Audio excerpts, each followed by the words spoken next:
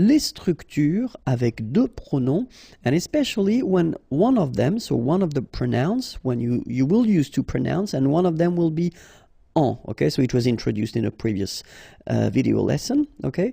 So we'll work on this lesson, on the pronoun en, okay? And then next lesson will be with le, la, les, the lesson after lui, leur, and the last lesson regarding this topic with two pronouns will be with the pronoun I, okay? So let's see now with en.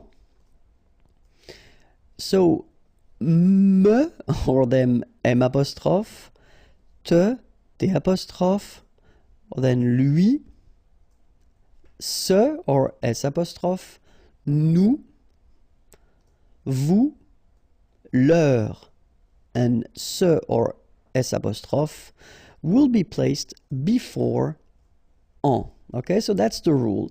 En will come after me, or M apostrophe, te, or T apostrophe, lui, ce, or S apostrophe, nous, vous, leur, or ce, or S apostrophe.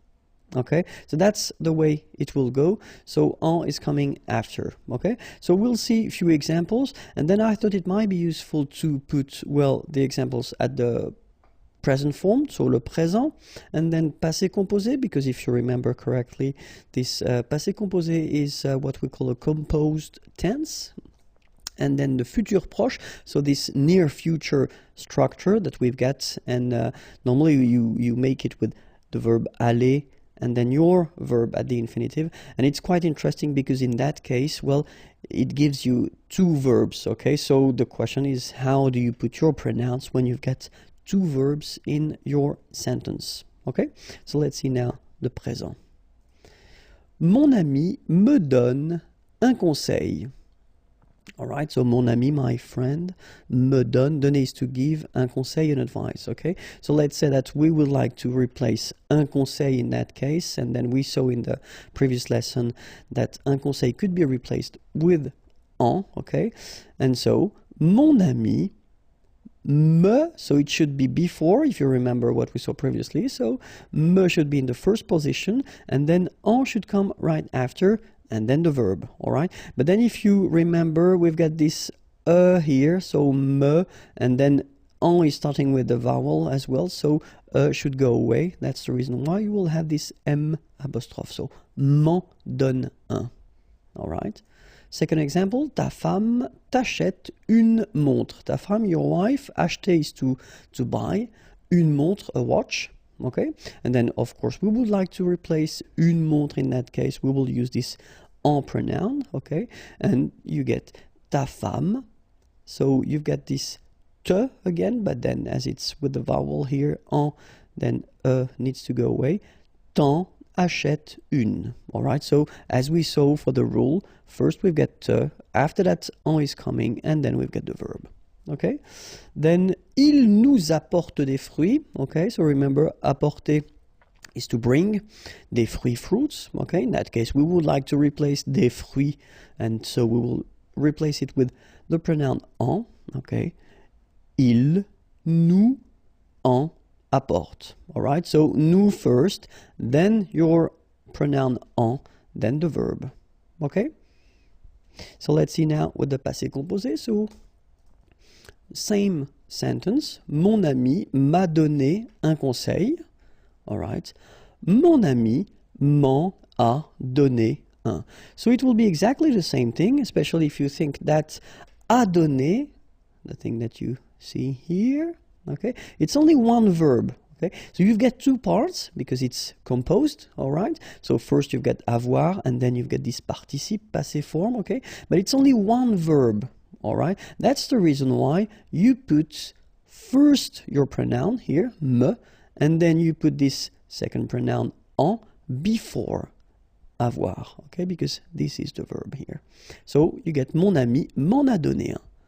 Let's see now the same sentence that we had previously, but at the passé composé form.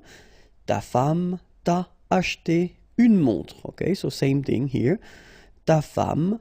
So te should be here, but then, of course, with the vowel, we take away the en a acheté une. Ta femme t'en a acheté une. All right? And then, ils nous ont apporté des fruits. All right? Same thing. Ils nous en ont apporté. All right? So, nous first, then en, and after that you put your verb. So, same rule here. It's composed, so you've got two parts, but still it's only one verb here. So, let's read it. Ils nous ont, okay, beautiful liaison here, ont apporté, okay, so the full thing goes like, ils nous en ont apporté. All right, so let's read it one more time. Mon ami m'en a donné un, ta femme t'en a acheté une, ils nous en ont apporté.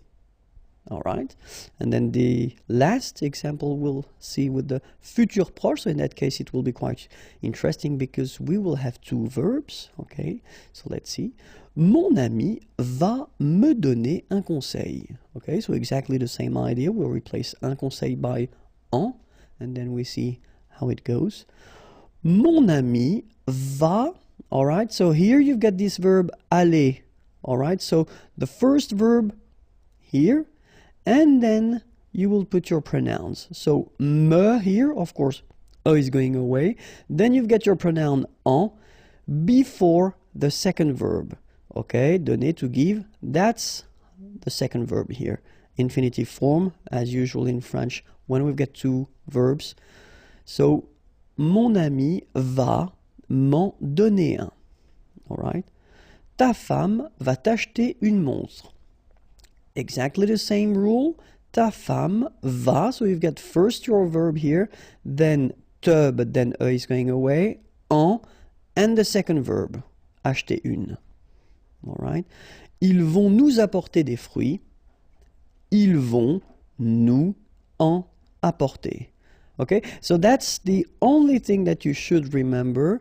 So when you've got one verb, whether it's simple or composed, then it is before the verb.